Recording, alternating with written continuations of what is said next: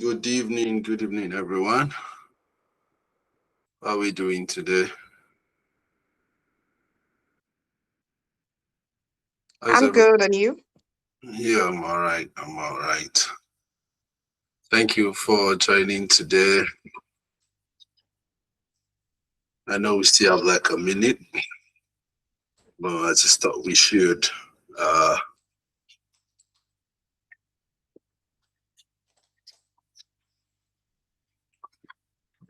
there's something I've been thinking about that I would like to share. There's something I've been thinking about that I would like to share, and it's the power of our thought. I was speaking with some set of people uh, this past week, and I discovered that a lot of people don't know the power that lies in what they say.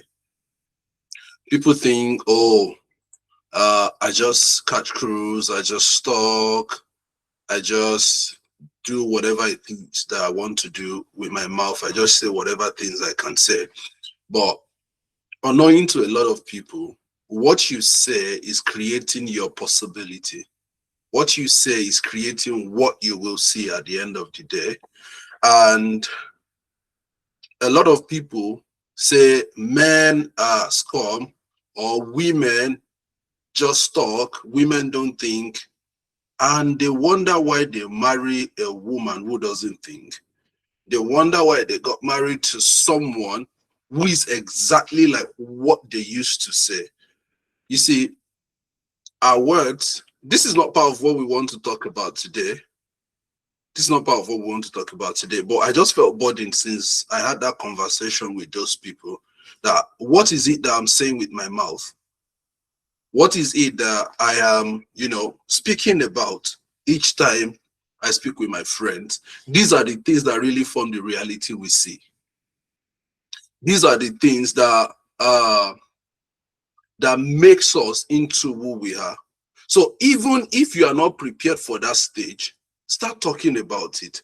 And these things can be done even easily in the sense that if you aspire to be in a place, why not start talking about where you should be or where you want to be and talk less about where you are now, as it were? Because the more you talk about that place, the more it sinks in your subconscious, and every decision you make in your life will be made in your subconscious. Because if you think, oh, I need to think about something, what you are telling yourself is, oh, let me explore the power of my subconscious. Let me explore the power of my subconscious. That's what you are telling yourself at the end of the day when you say, let me think about it. So whether you like it or not, it is what you've deposited in your subconscious that will determine what you see in your consciousness. So if you choose to say the wrong words, if you choose to catch the wrong cruise, there is high probability that you might create that reality in your life.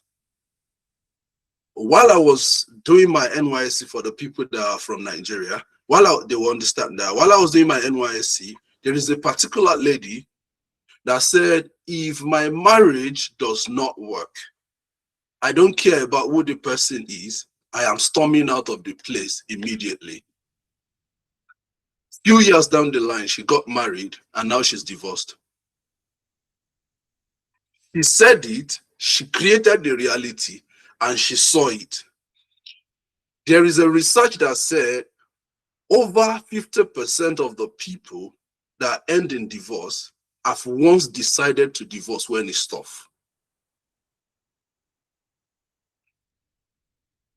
So instead of saying, as a single person, if I see, if my marriage start having problem, I'm going to leave immediately. Why not wait till you get married before you make that decision? What if you marry the right person? Because you've planted that seed in your subconscious, what you will continue to see, what you will continue to see in that person is that thing that you keep proclaiming. Because you'll start looking for fault in this person when there is no fault, you start scrutinizing each and every move, even when it's an honest mistake. You don't even want to listen, you don't want to see, because you've planted a seed in your subconscious, and you can only know the number of seed you've planted. You don't know the number of trees that will come from that seed. So you can only count the number of seed or the number of trees in the forest. You cannot count the number of trees that is in a seed that you've planted. So I want you to think about it and tell yourself that even when it doesn't look like it, I choose to speak positive about myself. I choose to speak the right word about myself. I choose to say the right thing. I choose to write the right thing about myself. I really want us to do something. If you will indulge me, I want you to go and write 7 statements about where you want to see yourself in the next couple of years. Remember what I used to teach us in previous months, that when you want to make a decision, ask yourself, this decision I'm making, will it affect me in the next 10 days, in the next 10 months, in the next 10 years, in the next 10 decades? Think about those things and see and write down what you want to see yourself as in the next 10 weeks, in the next 10 months, in the next 10 years, in the next 10 decades. That's generational. What do you want your generation to look like? The moment you are able to think about these things, write them down in simple 5 to 7 sentences. And when you wake up in the morning, start saying it to yourself. The more you confess this, it might look ridiculous at the start, but the more you say it to yourself, at that point, you will start believing it. And the moment you start believing it, you start taking steps that will inch you towards the actualization of that thing. So, but if you choose to speak the wrong word to yourself, you are planting the wrong seed. And when you plant the wrong seed, you don't reap good fruit. So you are in charge of your own future. Choose it. This is actually like a teaser for the people that joined earlier. I mean. So it's like a teaser. It's a free gift. So I welcome you to today's session. We'll be talking about the economy of love. And I will want us to really pay attention as much as we can, so that we can all enjoy, this session together. I can tell you for a fact, like it is packed. I mean, super packed. While I was preparing it, there are some things I saw in there myself, and I started doing my own self-reflection. That is it that there's a work to do. I mean, lots of work to do. So let's try as much as possible to pay rapt attention. Let's get our notes as we explore together. So you can unmute yourself and let's greet each other for like 2 minutes, then we continue. So from my side to you, good evening, how are you doing? Yeah, I'm doing all right. How about you? Good evening, everyone. I'm all right as well. Yeah. Good evening. I'm all right, too. I'm good. Good evening, good evening, Good good evening, evening. everyone. I'm doing fine, thank you. All right. Thank you very much. So we jump in. I'm very sure a lot of us, when we heard me say economy of love, you might be wondering, what is the economy that has to do with love?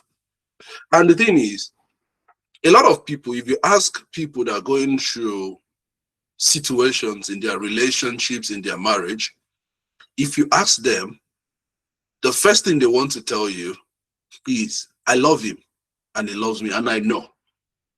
So the question now is, what is the problem? Why are they having these issues in their marriage? Two people that started with attraction, they started with hope, they started with commitment, they started with dreams, they started with aspiration. All of a sudden, these people suddenly then became defensive, they became distant to each other, they became resentful, they became emotionally disconnected from each other. The question is,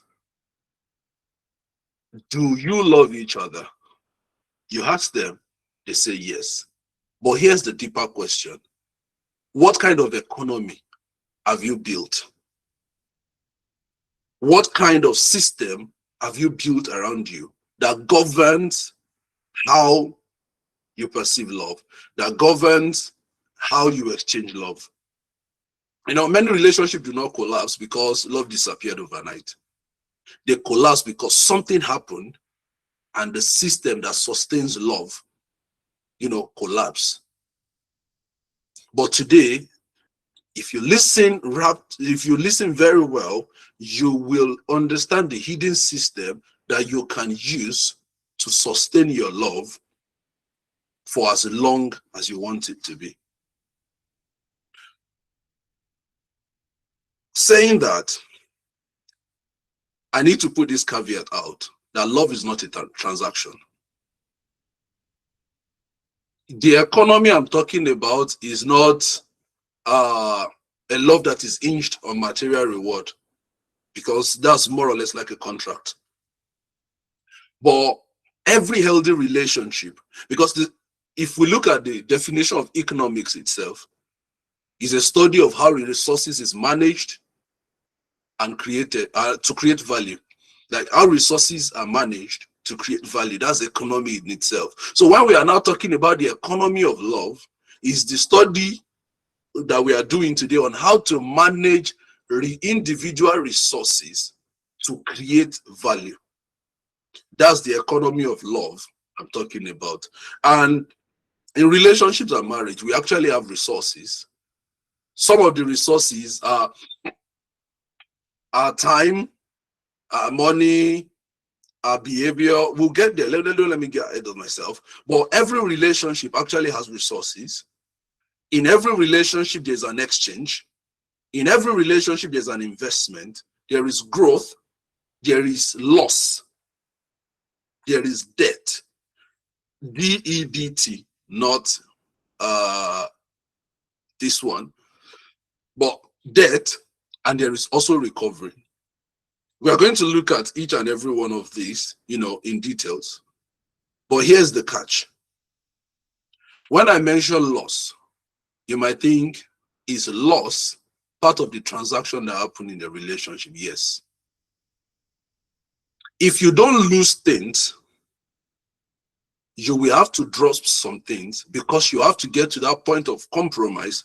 While I shared with, you shared with, and we both come together to put the remaining thing together so that we can have a whole and holistic home. So that has to be part of what we have at the back of our mind. You can't come with everything you hold together, or everything you are coming with from your parents' house, or from your knowledge about homes and marriages. You can't come with all those things and just appear in marriage and want those things to stay that way. You have to transact. And when, I'm trying to get ahead of myself to explain this, when you have an opportunity cost, when you have something you are going for, you have to come back again, knowing fully well, when you pick anything that this is what I want, you are dropping other things that you are losing. So there's always an alternative forgone anytime you are picking an option. We get into it, then we'll sit, properly on it. Now, there are some things that I believe economics in itself teach us about relationships, about marriages. Especially the fascinating one, when I was thinking about this, was the law of demand and supply. In every relationship, in every marriage, there's a demand, and there is definitely another person willing to invest and to respond and to supply those needs. So for me, I believe demands are legitimate needs, not want. Needs and want are two different things for people that are economists. So when you make a demand of your partner, of your wife, your husband, in a relationship, you expect them that these are my needs. You expect them to tell you, okay, here is me contributing my quota to supply what you need. The moment you cannot supply those needs, just like in demand and supply, you create an inflation. And when you create what is inflation? Inflation is when the demand is higher than the quantity supplied, yeah? So when you are not supplying as much as they need, you create an inflation. And when there is an inflation, the next thing I want to do in inflation is either I calmly pay that exorbitant amount of money for the thing I want to enjoy, or I look for close substitute. For example, if MTN internet, or for people that are in the UK, if Virgin Internet, I scratch that, don't let me mention any brand. But if this becomes very expensive, I'll use a universal currency. If this is going for $20 due to inflation, and this, they do the same thing, only there is not this brand, and this is going for, say, $10, which one will you go for? The green one, or what color is this? I don't know. So which one would you go for? It's pink here. So what color would you go for? You prefer to go for the green and ditch the pink, right? If I'm correct. So it is natural for people to go for something that is lesser. Now, here's where I'm going. When there is a demand in a relationship and there is nobody to supply, there is high probability that I go elsewhere to satisfy my need. For example, let me put context to it. If a wife should come to the husband and say, you know what, I really need to talk to you. And the husband said, you know what, I've gone out since morning, I'm tired, there's no one to, I don't care. At this point, just give me my food, let me rest, and I want to sleep. That's what the husband says. At that point, you've created an inflation because there is a demand, very high demand, but you are not supplying what I want at that point. And it might be that I'm in a space in my head where I need someone to talk to, where I need your companionship as a husband. That little sacrifice would have saved me from a world of doom. But now you are not giving it. Then the wife picks a phone and call her friend, who should never even have heard about that situation. Called her friend, then our friend listened to her, maybe a male friend now, listen to her, understands her. Then if that continue for a while, you are now building by yourself an avenue for emotional entanglement. It might not even be cheating. It might be emotional entanglement. And the moment you are your wife is entangled with another person, in terms of conversation, emotionally, there is high probability that they start detaching from you. So whenever they need someone to talk to, they don't speak with you. They speak with another person who always listens to them. Until you give them the attention that they need, and you prove to them that you are now ready to listen to them, there's high probability that they will keep going for the close substitute that is available, and that might be disastrous. So you start building tension, and the moment tension start heightening, then you start creating problem, friction that should never have happened if needs are met. So a healthy relationship recognizes need, and a healthy relationship doesn't create like a sense of entitlement. So your partner should love you. Should I go there? But your partner is not responsible for becoming your whole, emotional universe. However, every one of us in one relationship or the other, every one of us in marriage right now, we have to have it at the back of our mind that we have a responsibility to meet the need of each other. When this mindset comes in, it helps us to get to a point where meeting needs does not become a problem. Rather, we see meeting each other's need as an avenue to even become a better person ourselves. I've said time without number here that marriage has taught me a lot of things that I never knew as a single person. I can give people money here and there. I can help people, but intentionally giving gift to people, like buying gift, wrapping it, putting it in the box, I didn't learn it. It doesn't happen in a house. You need something, you ask, they buy it for you. It was when I got married that I know that, okay, on anniversary, I have to put a box in one hidden place and start doing ultimate search, around the house. But now I kind of enjoy it. So the fact that my wife loved it, I tried to meet my wife's need. And meeting my wife's need made me a better person, and it created a new behavior in me, positive one now. And I'm sitting pretty on that table right now, getting better every day. So that you are in a relationship, you are there to meet each other's need. So needs like respect,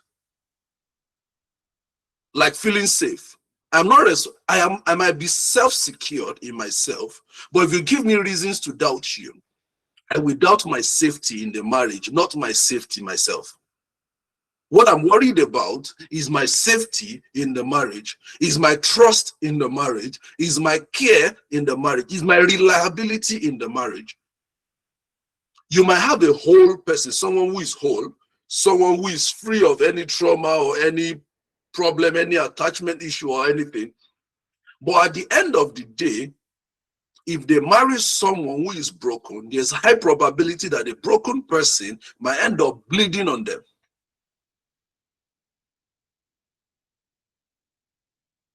Because it's in the public space, I'll use it as an example. Pastor Jerry was talking about his wife, and he was talking about the things that they faced at the early stage of their marriage. It was until his wife realized she was broken and submitted herself for fixing. That was when they started enjoying the marriage. So if one person is whole in a good space and you enter a relationship with a broken person, there is high probability that you might get broken in the process. You might lose your respect. You might lose your safety. You might lose your trust. You who used to, care about people before, you might stop caring because you've been hurt to the extent that you don't see any reason why you should care again. That's not where I'm going. I'm just trying to establish the fact that there are genuinely needs from people. And if you enter a relationship, for you to say yes to that relationship, for you to say yes to that marriage, it means you have submitted yourself to meet each other's needs. So you don't have any reason trying to avoid needs when you're in a relationship, when you can avoid it. And that brings me to want. When you say, I want something, it's about you. But when you need something, it's for a cause. If you say, I need a pen, it's because you want to write. But when you come and you say, oh, I'm craving something that they cannot see in your vicinity, that's selfishness. You're thinking about yourself, meeting your. I'm not saying that's not all right if the person is capable of meeting it, especially pregnant women now. But some people, they are kind of want in a relationship is they want you to always agree to what they say. And that's not right in itself. They want you to always give them constant attention 24/7. Then when are we going to make money? When are we going to talk about other things? When are we going to fulfill purpose? Some people's want in a relationship is, I want to be in control. The moment they are not in control, they'll rather scatter everything. They'll rather destroy everything than lose control. And this is the reason why some marriages broke. Some marriages broke, some relationship that should work did not work, not because they don't possess the quality to make it work, but because of the selfishness, because of the aggrandizement that has been attached to that relationship. So I'm coming to this relationship so that I can control you, so that I can get you to always agree with what I'm saying, so that I can constantly get your attention. If you constantly demand attention from people, and because your boyfriend or your girlfriend or your husband is not calling you like 20, 15 times in a day, and you're having headache and you think they don't love you, I think you need to see a therapist. I have to tell the truth.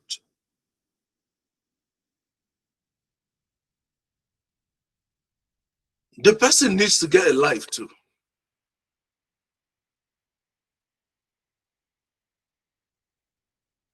So if you are demanding also perfection from the people around you, from your relationship, from your marriage, if you are demanding for the other person to be perfect, you are asking for the wrong thing, because there is no perfect person anywhere. Everyone is working towards perfection. The fact that you're expecting perfection from the other person is a sign of your own imperfection.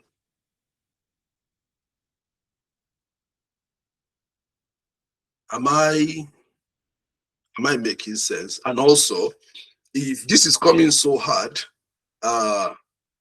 temper justice with mercy. I just have to say it the way it is.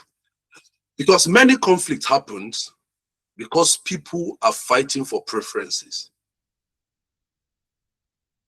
There's a difference between my preference and necessity. Even when you have differing preferences, you need to disagree to agree on what is necessary for the relationship. That's why every relationship, every marriage should have a place they are going.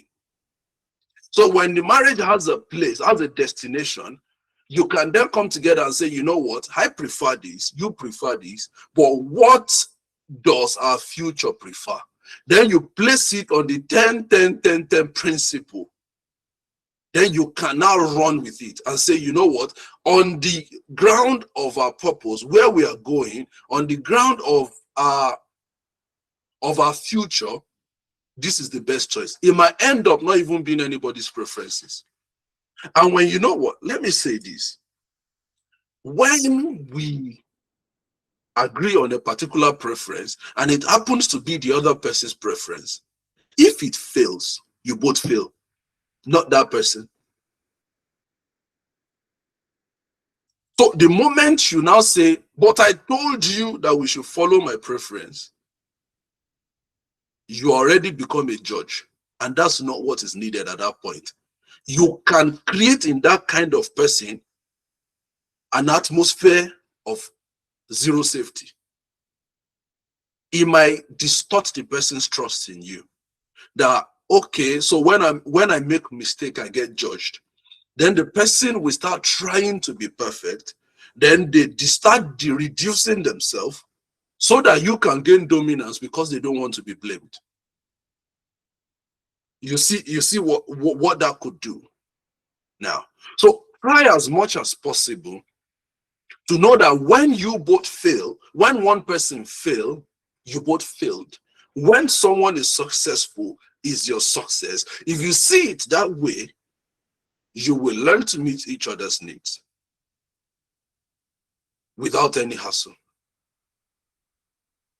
So your success is my success. Your failure is my failure. We talk about, also in economics, in fundamental economics, we talk about scarcity, we talk about opportunity cost. But here's the thing. In economics, we believe resources are limited. The same thing goes for us as human beings. Our resources are limited, but our needs are insatiable, according to economics. So we are a people that cannot be satisfied, but yet we have limited resources to satisfy those insatiable needs. So we have limited time, limited energy, you have limited attention span, you have limited patience. Then you now come to the point where you agree that since everything is limited, management has to come in. So you think about time management, my energy management, my attention management, my emotional management, my patience management. Then you come to that point where you know that this person needs my time. Then I will have to allocate so time to this person. When it is so funny that a lot of us, especially married couple, we bring leftover energy to the house for our spouses. We go out in the morning, come back in the evening, use all our energy, giggle, laugh, play outside. But when we get home, we're already exhausted and we don't even have any energy to even relate with the person we called our own. And I'm guilty sometimes too. So don't think I'm perfect. I'm guilty sometimes too. But here's the thing. We need to get to a place of consciousness where we allocate time to the people we love. We allocate time to the people we are in a relationship with. We allocate time to the people we are married to. So until we get to that point when we allocate time, we allocate energy, we allocate our attention, we invest. And the thing is, it's not that you don't have what you want to do with that time that you're allocating to that person. It's because every investment has an opportunity cost. So if I want to invest my time in you as someone I love, what I'm doing is I'm forgetting or putting aside every other thing I should be doing in that time to focus on you. That's not the best time to hold your phone.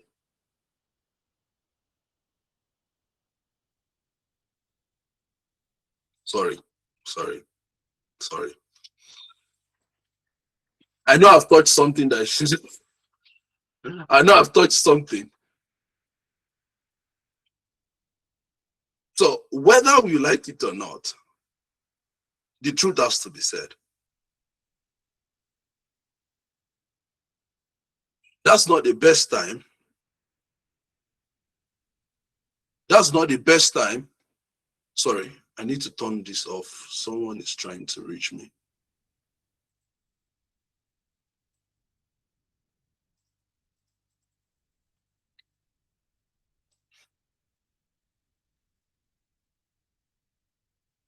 So that's not the best time, to start pressing your phone. If I give you 100, you should be able to give me 100. Even if you can't give me 100, give me a 70. And when we go to work and we are coming back, for especially people that are here in the UK, we know how our working pattern is.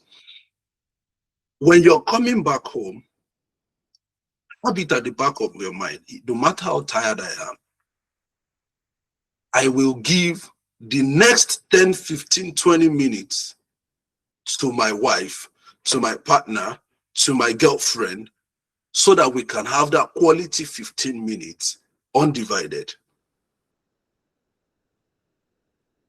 If we are able to achieve that, then you are inching towards eliminating scarcity. Because when we say something is scarce, it's not because it's not available, it's because it's not available to the quantity of what we need. I'll stop there on that. There are three economies of love. The first one is the commercial economy. And in commercial economy of love, a lot of people go in there because they are receiving something. So I only give you because I'm receiving something in return. The give and take economy. So the question these kind of people will ask when they are going into that kind of relationship, what am I getting from this relationship? That in itself has a place in a relationship, but it's a dangerous economy to operate in. So the moment I cannot satisfy with the things I give, can you hear me? Yes. Okay. So the moment you cannot satisfy what I'm giving, when I cannot give what I'm giving, immediately a lot of people will bail out. That's when people start going through situations like, oh, he doesn't love me again. If you ask them why, they'll tell you, oh, simply because he no longer gives like he used to give. Because the reason why I came into the relationship is to take and to give back to you. So you give me money, I give you sex. So the day you cannot give me money again, I withhold sex from you. It happens in a lot of marriage, and I've seen it live and direct. That the day the husband is unable to dispense cash, or the day the wife is unable to dispense sex, what happens is I close my wallet when I cannot get sex from my wife, or I close my legs and wear jeans to bed with belt and buckles to bed, simply because my husband didn't give me the money I expected. This is a commercial economy of love. And nobody should operate there. So another kind of economy is the charitable economy. The person sees everybody they enter into a relationship with as a charity opportunity. So let me just be giving you while you receive. So those kind of people, the question they ask when they enter a relationship is, what can I give you? What can I give you? What can I give you? And they give until they get to a point where they cannot give again, and that relationship ended. And they will tell the person, after all I have done for you.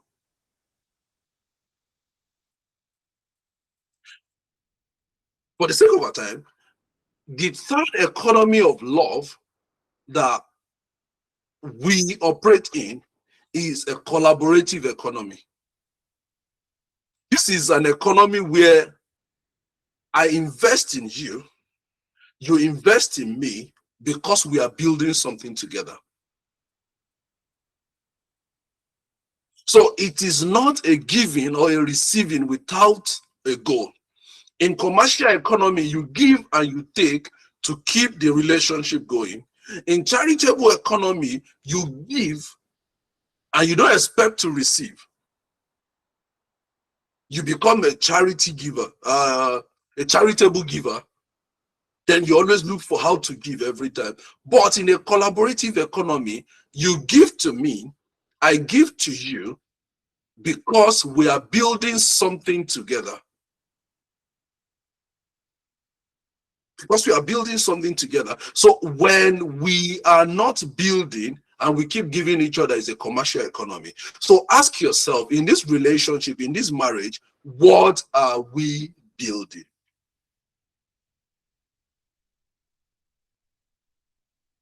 And I have to say that the goal is not to remove exchange from relationship. Is to move from conditional exchange to a committed investment. That's why we're talking about the economy of love. So we are talking about how you can invest in each other towards a goal. So And I have to say this, there are currencies in every of this economy. But I'm going to focus on collaborative economy for, for the sake of this session. So there are currency. There is trust capital that we exchange in a collaborative economy. There's trust capital. And it's the greatest capital in any relationship. If I don't trust you, there is no way. Something dropped in my mind. It's so funny how a lot of us can trust people we are married to with our body in terms of sex, but we can't trust them with our purse in terms of spending. Which one is most delicate? Let me keep it there. It's just it's a rhetorical question that doesn't need answer. So trust is the greatest capital in any relationship. And it is related to, the capital we created through report or repeated evidence. So when we keep repeating simple thing, that's how we create trust. It is built slowly, but what strengthens trust is consistency.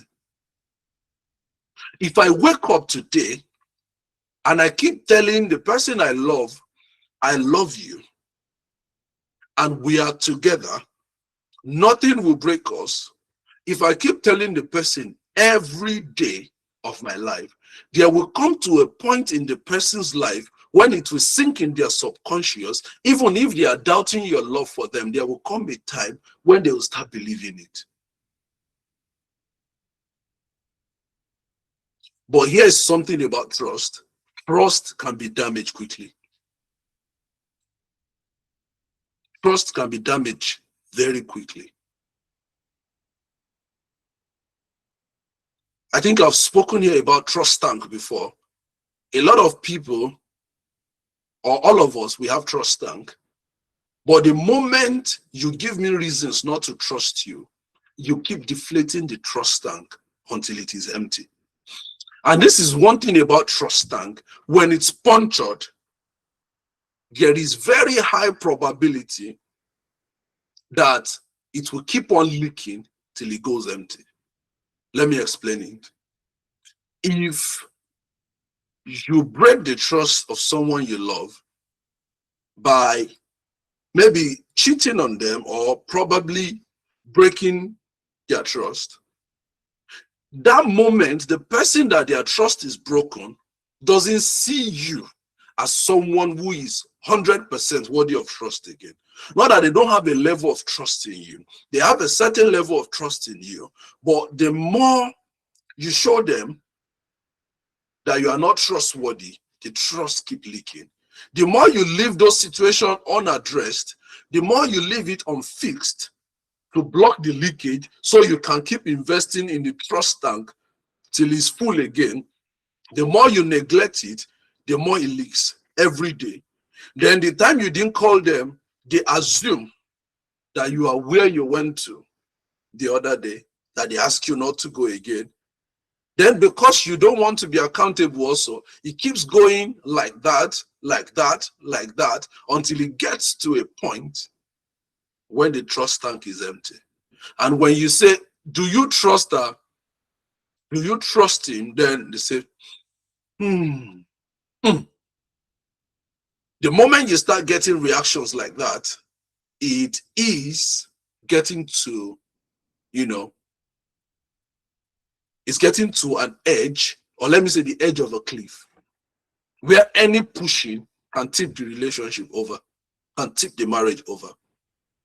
Another currency we spend in the economy of relationship is respect. Another currency is time, attention, forgiveness. Marriage, especially, is a journey of two forgiving people. If you don't forgive, don't marry. Will your spouse cross your path? Very well. Maybe every week, maybe every day. but it's a journey of two forgiving people. Emotional safety is a currency. Commitment is a currency. You know, money is not the only thing that has value.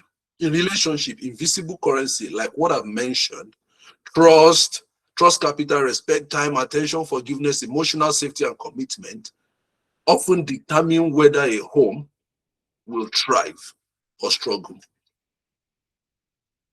So think about it for a second. What do I lack as a currency? Because it is impossible for you to spend naira in United States of America, and you cannot take pounds to another country, I mean physical note, and give it to someone who is trying to sell something for you on the street of India.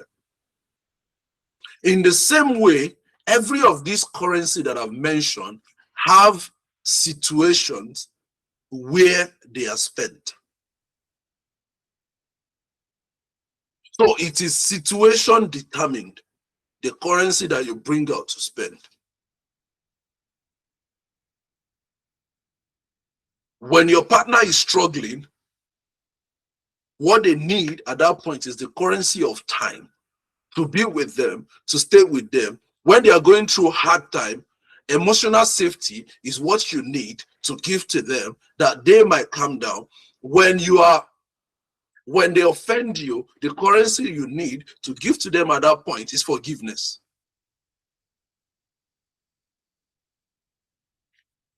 We have assets. And assets are the things, that increase in value. That's what asset is called. A building is an asset, land is an asset. We have, okay, I'm not teaching economics, but different types of assets. But assets are things that increase in value. So trust is an asset in your relationship. Honesty is an asset in your relationship. Humility is an asset in your relationship. You see, this humility part is very, very important,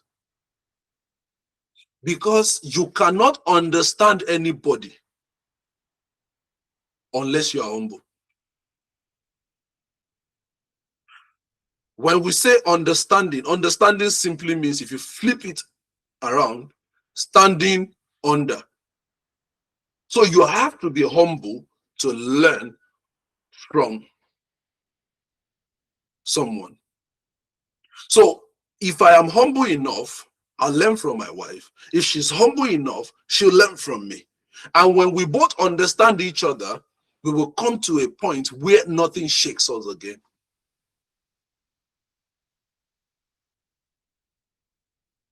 Compassion is an asset. Gratitude, oh dear. Gratitude is a very huge asset in a relationship, in marriage. I've seen people, I say this carefully, I've seen people that will say their husband is useless, comparing them to another person, or their wife is useless, comparing them to another person, simply because they cannot give as much as the other person's spouse is given to their spouses. But not that the person is not giving, the person is giving. Okay, I'll give you an example. I know someone at a very young age, I think I was about 12, 16, between 12 and 16 that time. He's always complaining that the husband is useless because he doesn't drop enough money for them to prepare a meal in the house. But whereas the man is dropping everything he has every day. So the question is not about the commitment to the welfare of the house. The question is about the quantity that the man is dropping every day. The man tries as much as possible, struggle and keep dropping money, despite the fact that the woman never appreciates anything. I saw it with my eyes. She never appreciated anything. And the man keeps giving, despite that fact. Then the man died. After the man died, she came to my dad and said to my dad that, she's suffering. She's going through a lot. There's no money. They are finding it difficult to feed. My dad will give her money. Then one day, she came and my dad asked her a question. But you said your husband is useless and what is given is not enough. And she busted into tears. And she said, that little is given. I've seen the space. And she doesn't think anybody can fill that void again. So appreciate every little thing. It might not be what you expected. It might not be what you expected, but appreciate that little, because appreciation and gratitude multiplies whatever it is that is coming to you. So if you keep saying it's not enough, it's not enough, it will never be enough. But if I'm giving 10 pounds, or let me use a universal currency, if I'm giving $10 every day before, and you keep appreciating the $10, you are mounting pressure on me to do more. So gratitude is an asset that needs to be increased. You can't thank enough. Faithfulness is an asset. If you are faithful to the person you're in a relation, is an asset. Kindness is an asset. And these qualities, they appreciate over time. The more consistently you invest it, the stronger the relationship becomes. So I'll mention them again if you're writing. Your trust, your honesty, your humility, compassion, gratitude, faithfulness, and kindness are assets you need in a relationship if you want it to thrive. So, what are the things you should invest? If you want to invest and get a healthy relationship, you need to learn to listen. I've used it as an example earlier. You need to learn to listen to your partner. Listen to your spouses. I'll say this. We have open day in my own family. You can also adopt it. An open day is a day you can ask each other any question. You can say the wrong that the other party has done without being judged. So we'll sit down as a family. You tell me what I've done wrong. I tell you what you've done wrong. You can say, let's do it once in 2 weeks, once in a month. Or if you are the kind of person that you are struggling from putting things in, you can tell yourself that anytime we have issues, this is the sign I will give you to let you know that something is wrong. Then we'll sit down and we discuss it. But there should be an open day, a special one, open day, when I can say my mind, without being judged. So this will give the parties in this relationship an impression that they are being listened to. It will give this party an impression that they are being heard. And every human being's need is to be seen, to be heard, and to be celebrated. There is no human being that we listen to, that will be seen, that will be appreciated, that will not go back to that place. It's impossible. So the investment that you need to make in your relationship is to learn to listen to your spouses, learn to listen to to the people you're in a relationship with. Another thing like it is apologizing. A lot of people will rather die than apologize. They'll rather die than apologize for anything. It doesn't make any sense. If you are wrong, not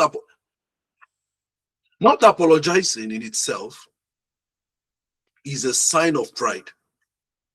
That I can never say sorry is a sign of pride. And pride goes ahead of what? Fall. So the fact that I cannot, you say out of your mind, the day you tell me that, you know what, I cannot say sorry, I'll know that I've already diagnosed you. This is pride. There are circumstances where you might say, for the sake of this atmosphere, I don't want to say it now. But when the whole thing is calm, I'll say sorry. And when you are apologizing to people, it pains me when you are apologizing to someone and you tell the person, you know what, I am very sorry. But the moment you put that but, it nullifies everything that you say ahead of it. It's just like I'm saying to someone, he is handsome. Don't let me use the lady. Now, he is handsome, but his forehead. The moment you hear but, the next thing that follows is a disqualifying statement. So when you want to apologize with your full chest. That is not the time to say, I want to start explaining things. So saying sorry can save is an investment you need to make in your relationship to preserve it for longevity. Because love is not maintained by intention alone. It is investment that converts your intention to reality. And what do you invest in your relationship? You invest the listening here, you invest apology, you invest keeping promises, you invest showing appreciation, you invest meeting each other's needs, understanding each other's love languages, and speaking it every time. Your investment is creating emotional safety for each other. So the moment you no longer invest in that relationship, this is just a tiny bit of what you can invest. But if you concentrate on this and you say, you know what, in this marriage, I want to invest all these things, I can guarantee you for sure, you will transform your marriage into something that everybody will start coming to come and see the secret you're using. Because there is nobody on this planet Earth that can reject being listened to, that can reject appreciation. When you apologize to people and you say sorry to them, what you are telling them is, I have humbled myself to know that I am wrong, and I'm open to you for you to come in and love me properly, that I may adjust to become better. That's what sorry does. How is it that when people offend you, you are fuming, you are not happy, a lot is going on in your mind, and the moment they come to you, give you a hug and say, I'm sorry. It's just like someone poured cold water on you, everything simmers in you, and you don't even want to think about it again. So these are the investment. The same way we have liabilities also in relationship, in economics, where we are talking about investment, there are liabilities in the economy of love too. And what liability does is liability reduce your wealth. So if you want to kill your relationship fast, these are the things you need to embrace. Pride. I've talked a little bit about it. And pride is not just you being pompous or you speaking over each other.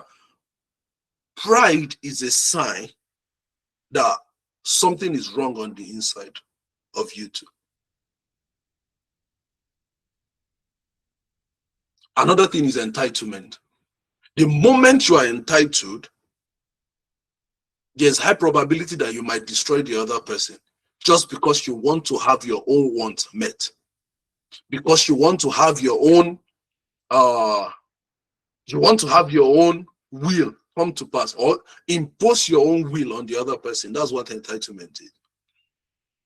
So when you are entitled, you tell the person, you have to do this for me, and that is final.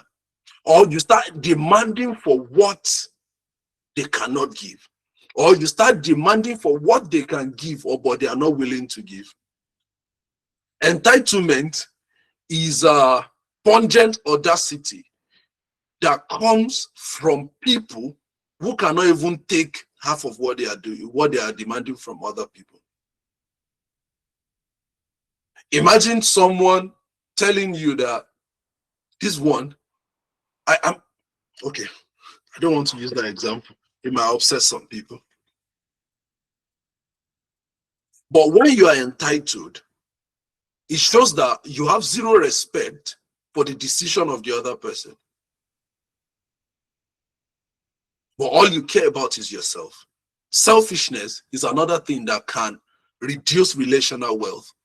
When all you think about is self, selfishness and entitlement are linked together. When you are entitled, you will definitely be selfish.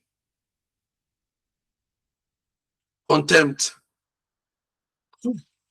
Contempt is another serious thing that we need to be careful about in our relationship. Contempt is what? There is nothing that they do, there's nothing that your spouse does that is worthy of appreciation. You talk them down, you look them down, they look you down. It's really one of the things that reduce relational wealth and can crumble a marriage, can crumble a relationship in no time. Defensiveness.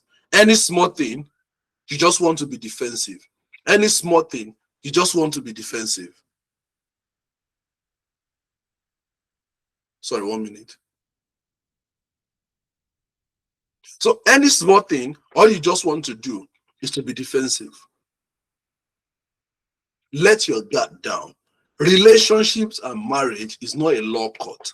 No one is judging you. If you are being judged in your marriage, sit down on a round table. If you are being judged in your relationship, sit down on the round table and have a discussion about it. And don't say, you attacked me too much. No, you made me feel attacked each time we have conversation. That's a better way to construct it. Because you don't cure attack by being defensive, not in football though. But what I'm saying in essence is, if you are being attacked, defensiveness will make the person make the attack stronger. But you contain the person and let them know what they are doing to you. Another thing is secrecy. Another one is neglect. When you neglect the other person, when you keep secret, you are on the cliff and you are about to fall in a ditch. I mean, that relationship now.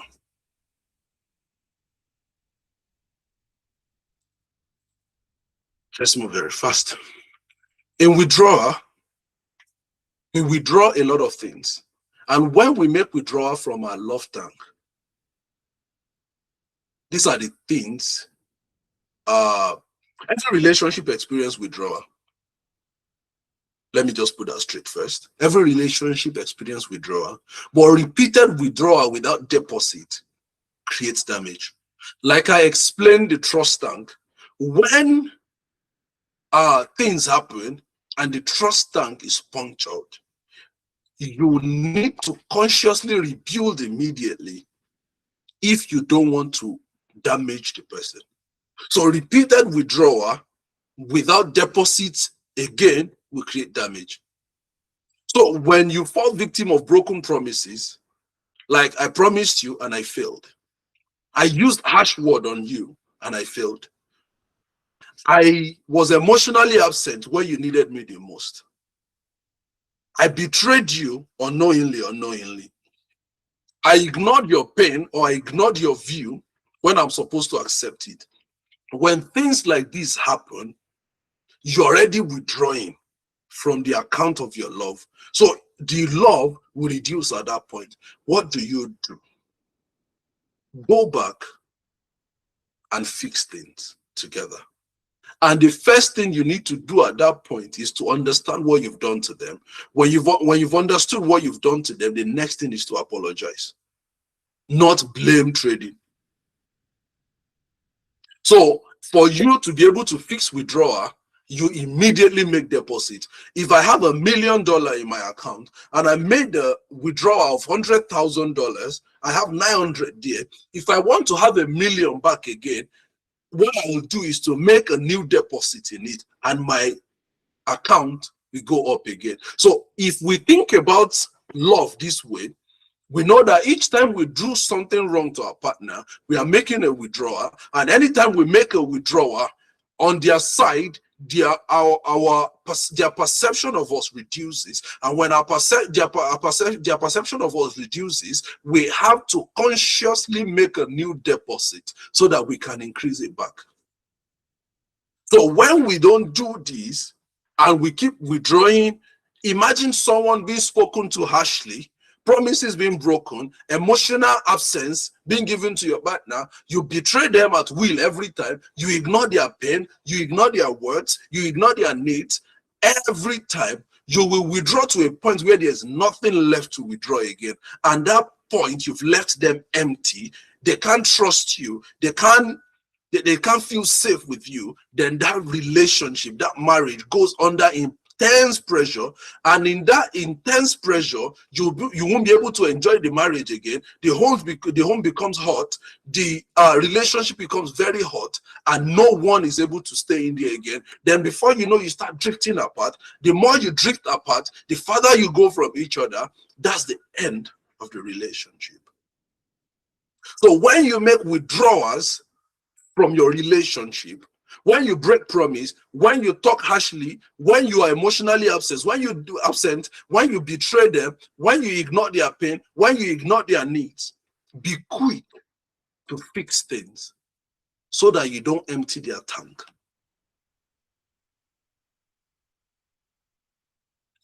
This calls for self-reflection. So when there is unresolved pain over time, like I was explaining, it becomes debt.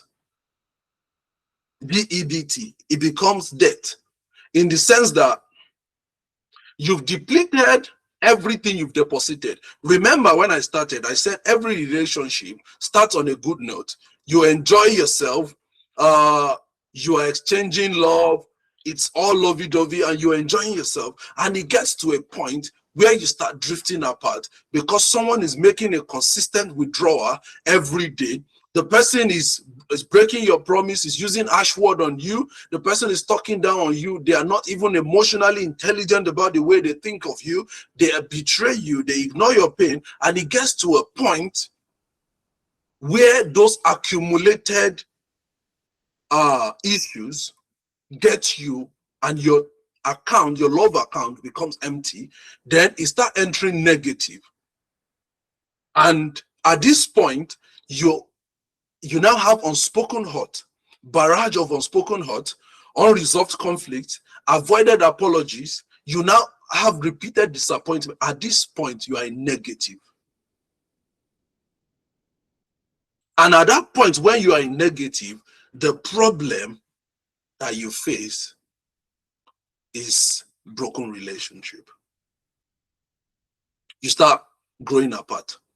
So when financial debt grows, or when financial debt is ignored, just like normal credit card, if you use your credit card, you maxed it out, you didn't pay back, you didn't do anything, you are not paying back what you've spent. When it's ignored, it becomes a serious financial problem. In the same way, when emotional debt is ignored for a very long time, it becomes a bad debt. And time alone does not heal these things. Some things require repair.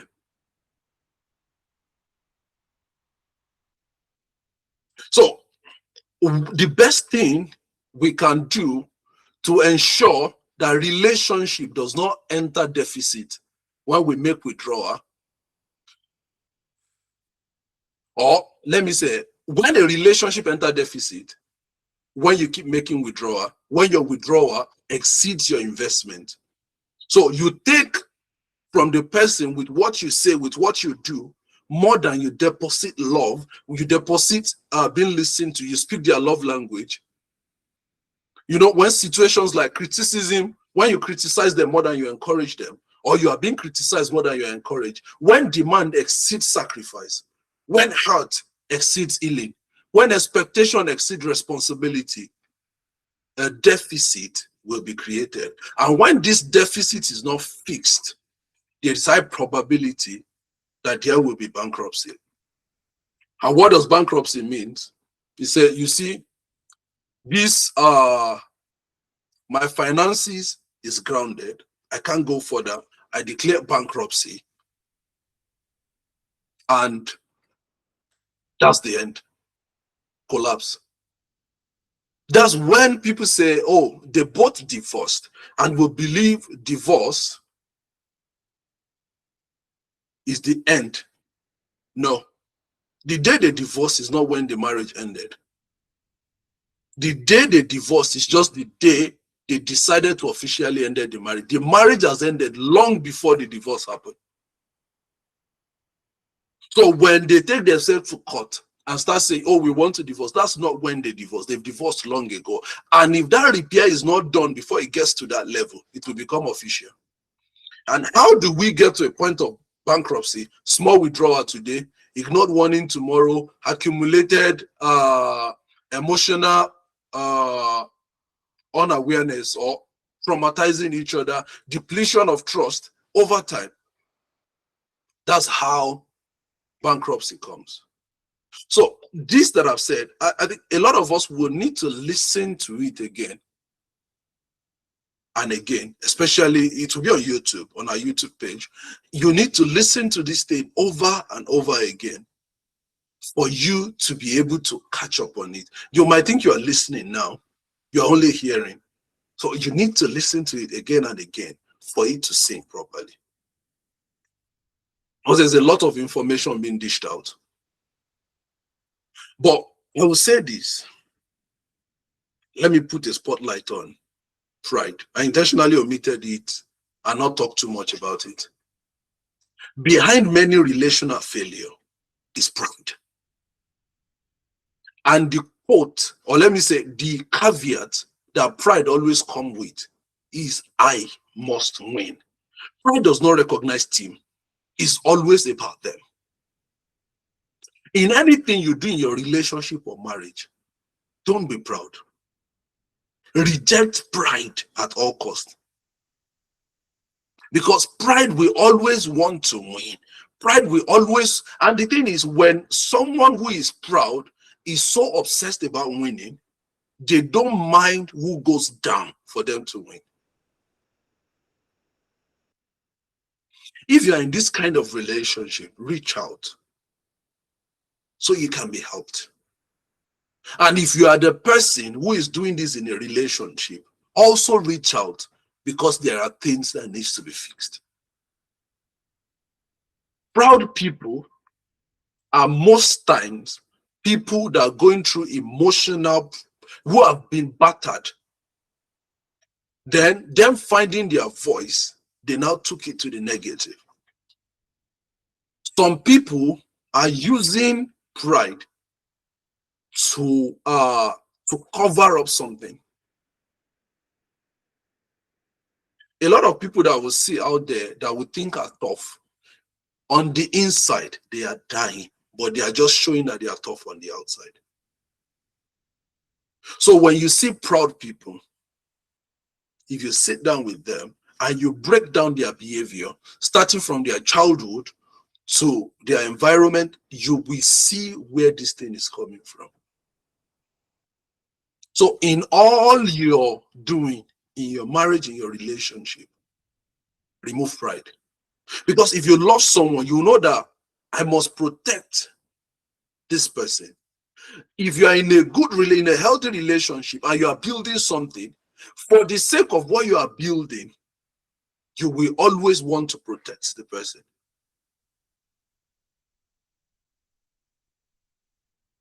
So please, in all you're doing, shun pride.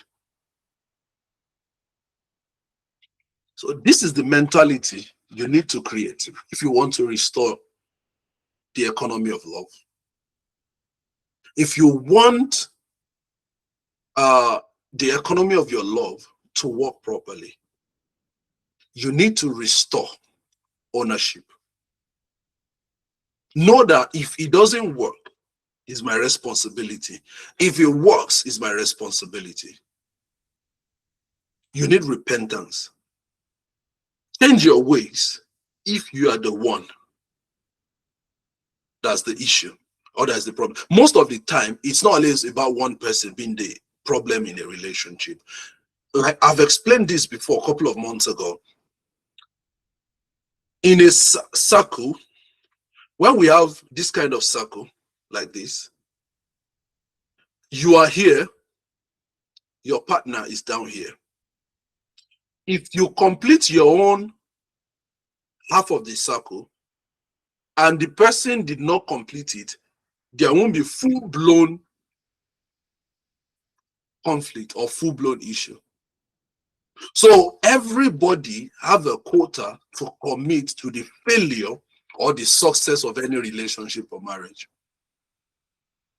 So if they are contributing their quota and you are not contributing your quota, the marriage might fail when the person fueling it gets tired. But if the two of you are contributing your quota and you are accountable, because accountability is very key, and you are accountable to each other, you're on a journey to bliss. So you have to put it at the back of your mind that I need to repent when I'm wrong, take ownership of the relationship, and embrace forgiveness and consistently accountable to each other. If you can do this, you will restore a bad economy.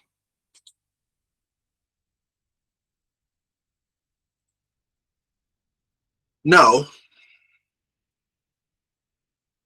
the wealthiest relationships are not relationships without problem. They are relationships that know when to reinvest, when to repair. They are relationships that know when to forgive, when to adapt, and when to grow.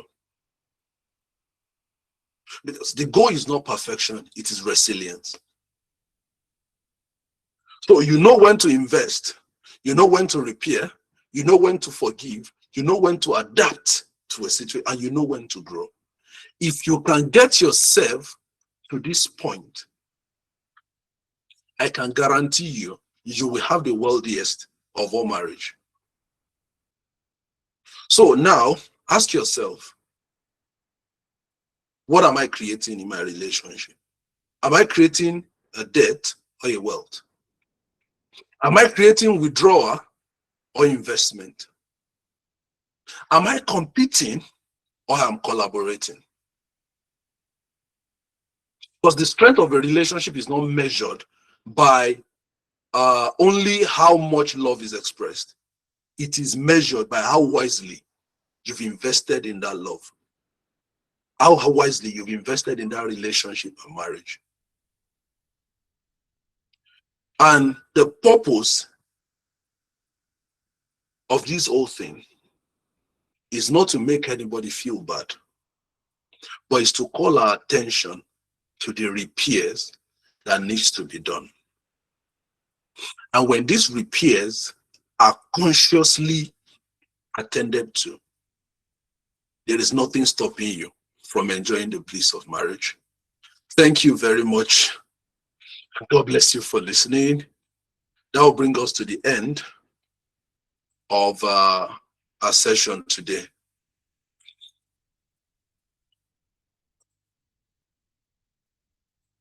Thank you. So it's question and answer time. Do we have any question? Thank you. Thank you. Is there any question for me?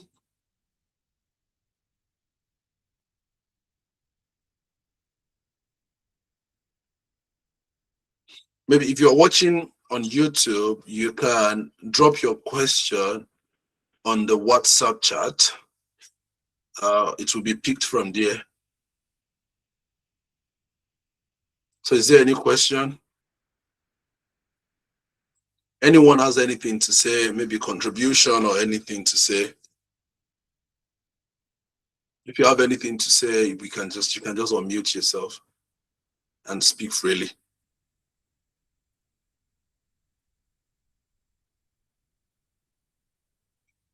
So in case there is none, I'll say thank you for joining us. And our next session is going to be in September, and it's going to be 20th of September, September 20.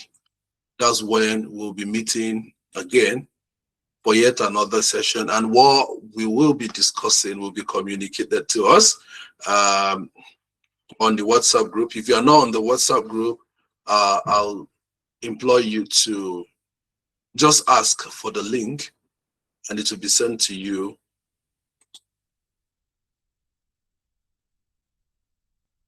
So it's nice seeing you people today, and hopefully next month on the 20th of September, we'll meet again for yet another good session. Unmute yourself, greet each other, and thank you you very for much today. for Good listening. evening, everyone. Good evening. Good evening. Thank you for joining. Good evening, sir. Thank you very much, sir. Thank you. Thank you for joining us today. All right. Bye, everyone. Bye-bye. Thank you for today. Bye. Bye. Bye, Thank you. Thank you Phil. for Bye. joining today. There are people in the chat box as well. Yeah, I'm looking at them already. I'm responding.